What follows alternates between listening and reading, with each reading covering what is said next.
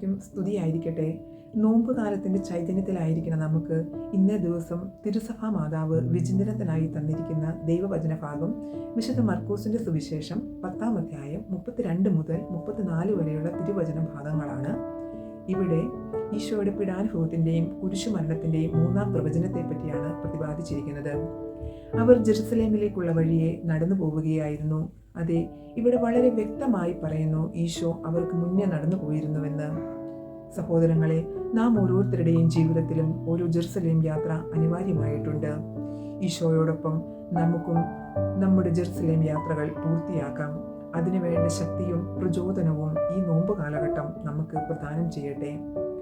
അവർ അവനെ മരണത്തിന് വിധിക്കുകയും വിജാതീയർക്ക് ഏൽപ്പിച്ചു കൊടുക്കുകയും ചെയ്തു. അവർ അവനെ പരിഹസിക്കുകയും അവൻ്റെ മേൽ തുപ്പുകയും അവനെ പ്രഹരിക്കുകയും വധിക്കുകയും ചെയ്തു. 3 ദിവസത്തിന് ശേഷം അവൻ ഉയർത്തെഴുന്നേൽത്തു. നമ്മുടെ കർത്താവായ മിശിഹായ്ക്കും സ്തുതി. ആമേൻ.